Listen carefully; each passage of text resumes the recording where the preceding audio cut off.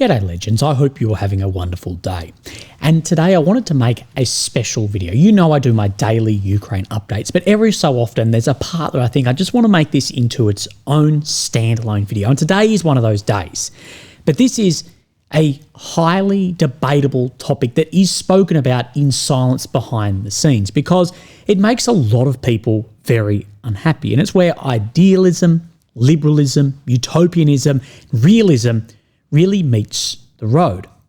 And what we're going to be speaking about is Russia's movement, the occupation into Ukraine and the defense from the West into Ukraine, the sanctions against Russia, but also then Russia being pushed and moving themselves towards China and what China gain off that and the growing power, the growing dominance that we've seen with the unfreezing of Russia, China gaining India and Russia from then Washington sanctions as well, their tariffs, and what this could mean.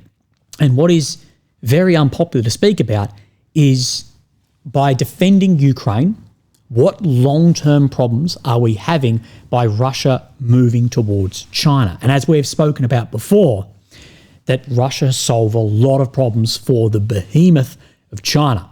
And all of those were on display not only at the Shanghai Cooperation Organization last week, but then the military parade as well. If you'd like to watch the parade video, it is back online. So what are we talking about? So what I'm going to do is look over the article that sprung my mind to think about this again, look at what some strategists are saying, and look at some things in the past year as well that talk about this increasing relationship between Russia and China and the each scratching each other's backs that is taking place. And then at the end, I'll give you a bit of a philosophical vision of world order, global politics, and the massively dangerous, murderous visions I see that could become a byproduct of what we are seeing at the moment. So let's have a look at this right here. Now, this is from ASPI, so not the big ones that you've known, but this is Australian Strategic Policy Institute. You may have seen this before. The West should still look towards peeling Russia away from China. And of course, this is a highly unpopular, highly taboo topic that you and I for the past years have seemingly been talking about exclusively on this very small channel relatively. And what we need to do is leave our bias and leave our ideology aside and try and look at this as objectively as possible in a realist sense. And the danger that a Sino-Russian, Chinese-Russian cooperation creates for the West is extreme. We are seeing this start to bear fruit. Now, an unfair deal in Ukraine, it will not rebalance existing powers. It's unfair. It's an occupation, but what it won't do is rebalance existing powers. But the isolating of Russia is speeding up a global balance of power shift in favour of China. And that this is where rules-based liberalism meets order survival-based realism.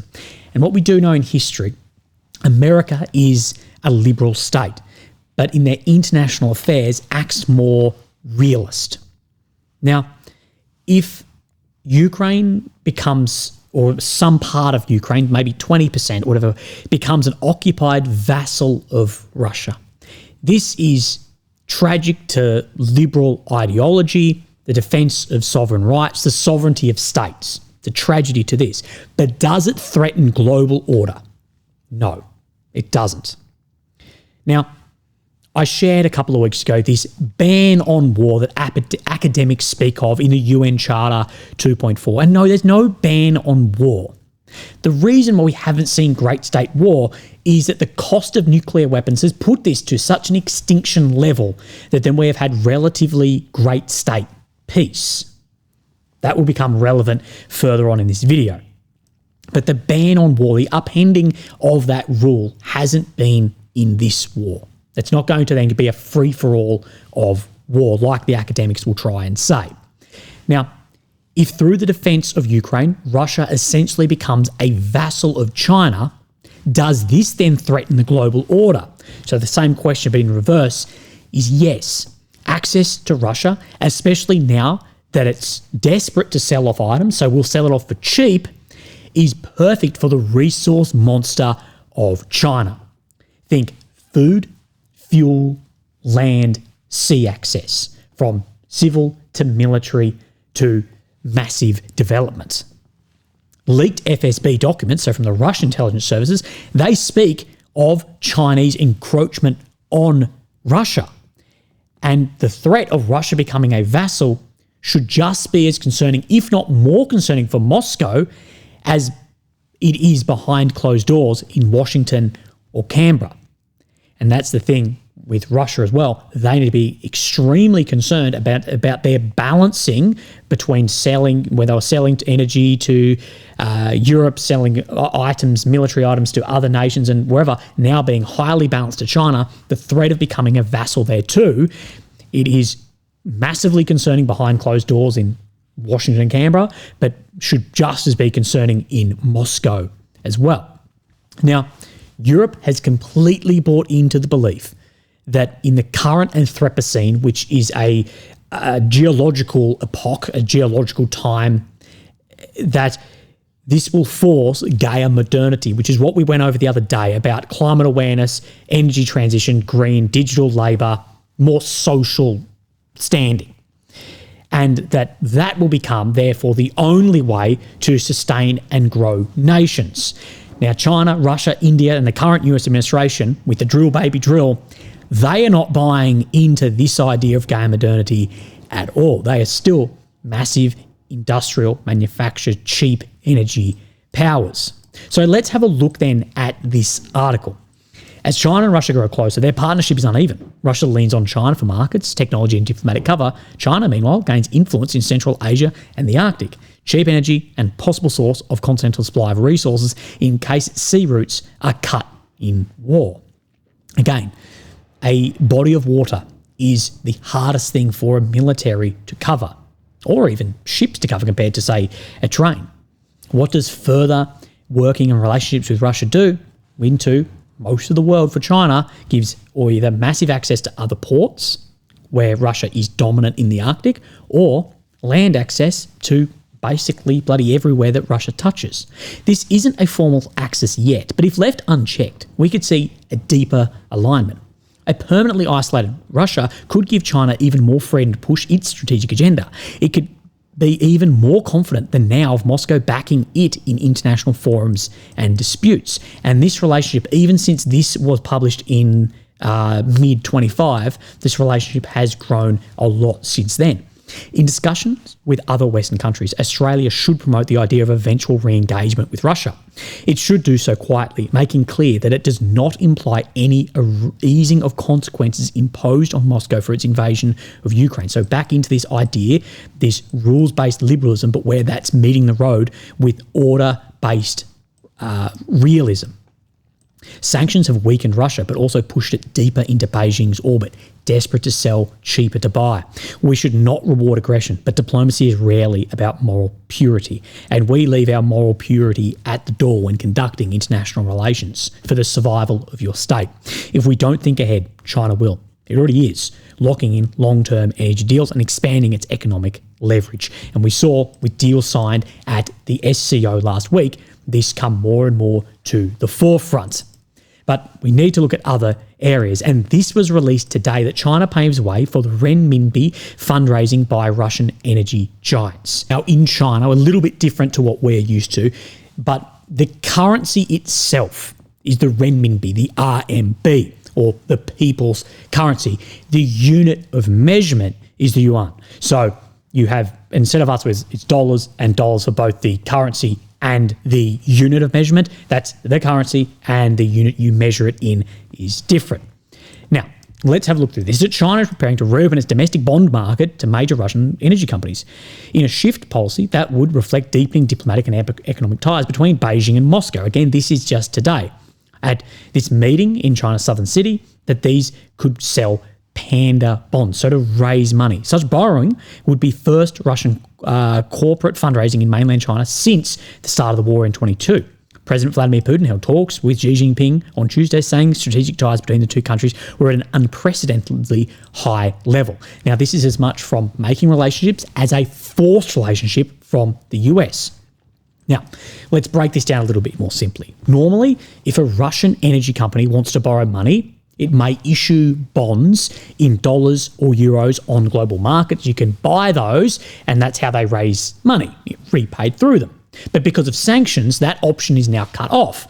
Instead, it can issue what's being referred to as a panda bond in China. Chinese investors put money into that in Chinese currency, so in then yuan, and that goes into, so it's completely left the West out of any circle of momentum of money in this.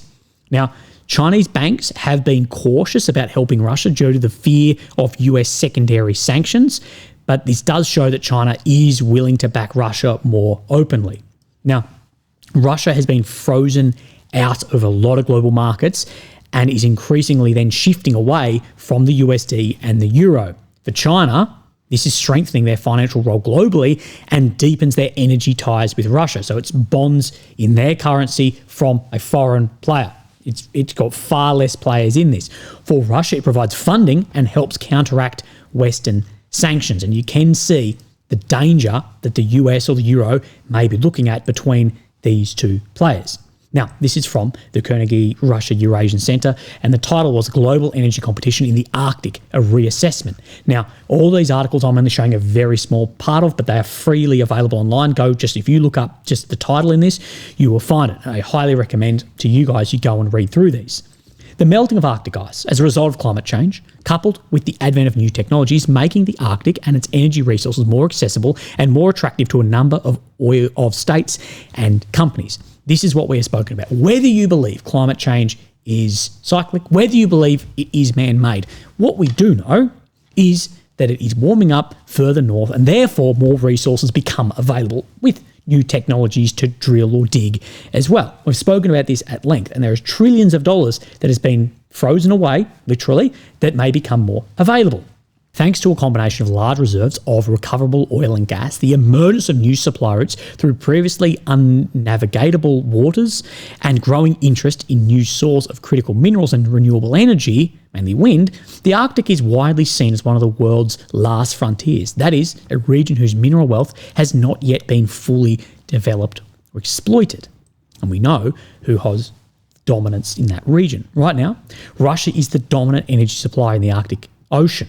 In Russia, energy projects initially oriented on US and European markets and developed with the help of Western technologies are now targeting Chinese markets and retooling with Chinese drilling rigs and ice-class vessels. And China is helping Russia Russia has the technology around these ice-class vessels, but China has the manufacturing ability to pump these out. So it's shifted the market away, as we have spoken about, and as much finding new markets as pushed into new markets. Cooperation in the Arctic has turned into a set of isolated projects. Over time, it is possible to envision such projects becoming part of a wider rivalry between NATO countries and an increasingly close nexus between Russian and Chinese players. Now, China declared itself a near-Arctic state in 2018 and has suggested establishing a polar Silk Road, part of its whole Belt and Road sort of building on initiative. Now, Western powers may find it hard to escape an unpalatable dilemma. Either they need to invest heavily in ice-class marine capability, both military and commercial, with an unclear paycheck prospect, or they'll have to cede leadership in the Arctic to the Sino-Russian tandem. Again, the European states are more looking into that green Gaia modernity as being the future, rather than this more, as Mr. Etkin would put it, the paleo modernity of using resource. What I have read, and I have no idea how accurate this is, but I have read people say to develop the class of nuclear icebreakers to the point of which Russia is working with China at the moment would take decades, up to 3 to 5. Again, I'm not sure how realistic that actually is, but I know for us to get a ship out in Adelaide takes a hell of a lot of money and effort. Now, again, go and read this one. With Putin in charge, Russia's vassalage to China will only deepen. And again, this is some of the concerns that Moscow needs to have as well, but also that Canberra and Washington and Brussels have. Brussels, not publicly, but I believe behind closed doors, surely there's some people with their heads screwed on enough to get that. And this is from September the 8th, so incredibly recent. Now, Trump says, Biden did something that was unthinkable. He drove China and Russia together. It's the one thing you didn't want to do because they are basically natural enemies. Now, what I'll say is no great state has permanent friends or enemies. Not America, not India, not China, not Russia. And they have strategic interest. And their strategic interest at the moment, even though they might not see eye to eye, they're not singing Kumbaya around Tiananmen Square, is the reduction in US power. Now, Trump, you have been 10 times more successful at doing this than Biden. Not only have you been more successful at driving Russia and China together with your tariffs, increased sanctions, and other nations looking and going, oh, what the fuck, and moving in that direction, now you've moved another great state, a state that has the potentials for in decades or centuries to come to be the hegemon of India. You've driven that into their orbit as well. So to put this on Biden or Biden's war or Biden's relationship that's grown is fucking ridiculous. Now, week summit in China, where Putin is Xi Jinping's guest of honour, does not support that characterisation. Fueled by resentment towards US, the China and Russian relationship is only set to deepen increasingly on Beijing's terms. America's chances of reversing this trend remain elusive, and recent tariffs against India may only push Putin closer to Xi's embrace. And by setting itself on a course of deepening isolation from the West, Russia has provided China with more leverage. So due to the war, deepening isolation from the West, but it has come into China's leverage more. Again, like we said, Moscow would be concerned about this, but also the other states are concerned about what we have said of the resource monster of China getting, for cheap, highly available food, fuel, ports, parts of technology where Russia does sit above China, but it's very limited. We know that China and Russia, the weaknesses that these states have, they really fill a lot of each other's gaps. Now, this is further down in the conclusion of this article. Even if Washington chooses to restore bilateral economic ties with Russia, it still won't be able to substitute the $245 billion trade with China. Currently, US-Russia trade stands at $3.5 billion, so for the radioactive material, and the 2011 record of $45 billion is ancient history. Europe, which is the only player that can help Russia out of the lopsided China dependency, there is little appetite to go back to pre-war levels of economic reliance on the Kremlin, not only ideologically as far as the war, but also the way these climate targets and goals, etc., have gone, that more Geo-modern way. The only player that is helping Putin to avoid near total dependency on China is India, which buys around 40% of Russian oil exports. Ironically, if the Trump administration ultimately succeeds in forcing New Delhi to decrease its reliance on Russian oil imports, it will only boost the Kremlin's reliance on China even further. This is the fucking seesaw of dependency that's happening. So if New Delhi, if Modi, if India does give in, Russia's dependence on China and China's ability to buy this shit cheaper and at higher numbers will increase. But Moscow will be concerned about becoming a vassal completely dependent on one state of China. European states need to be very, very careful about the same thing happening to them with America. Now, leave ideology at the door. Has Germany become more sovereign due to the closing of Nord Stream pipeline? Now, if you disagree or not, doesn't matter. Germany is incredibly reliant on military hardware from America because their manufacturing is just not there anymore. They did balance that against energy from Russia, which is now gone. So that's all coming from places like America as well. They have and especially with the EU's deals now with the US, with Trump, and then your pillar of trade as well. So leave your bias at the door. Has it become more sovereign? This is where that Russia's sovereignty can just balance towards China.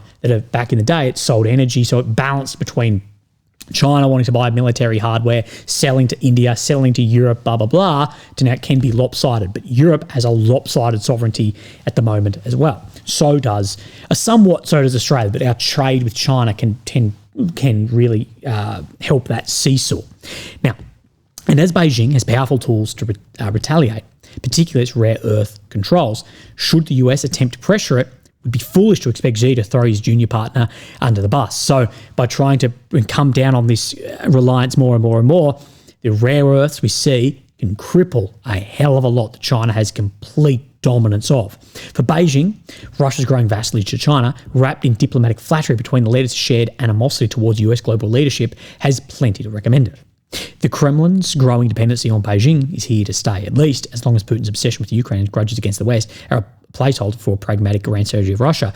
If the Kremlin right now pulled back out and walked back to the border, whatever, again, that's not going to stop the way the West see this and working with Russia. Even if Russia never launched its war in Ukraine, the Western gay modernity way of moving further, where did we exactly say it in one of these? Well, not that one, but into climate change, green energy, more of socialist rhetoric, if you will, that would have done this whether there was an invasion or not, in my opinion.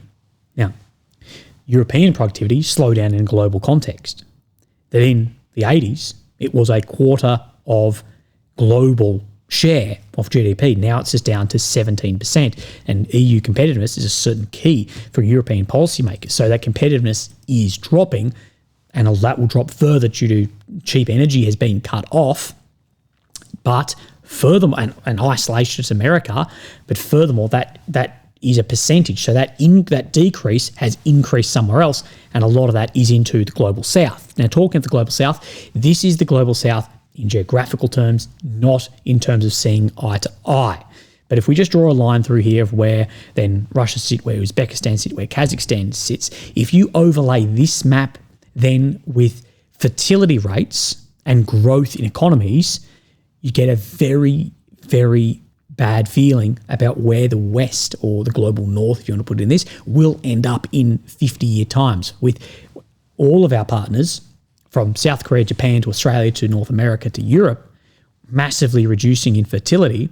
Now, Russia and China have fertility massive issues, but they're tying themselves to states like Kazakhstan, Uzbekistan, more power into Africa, more power into the Middle East, due to the actions of which have been taken there, both our actions and then their actions to gain, so our actions to lose Israel, their actions to gain by going into these areas. The fertility will play a huge role in that population of latent and potential power, which comes down to population and GDP. Now, this is where we're going to get a little bit philosophical in this. And this in itself may be a paradox of what I'm saying of utopia. But the most bloody parts of history have been carried out by utopian idealists.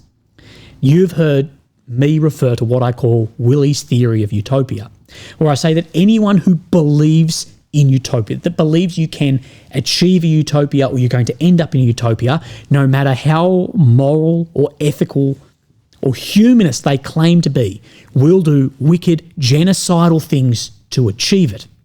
Whether it is communism, Maoism, religions, whether it's Hitler or Pol Pot, or in the name of a prophet, the result is catastrophic, no matter how much it's in, you see it as, oh, well, this is for the best for this, it's in morals, ethical.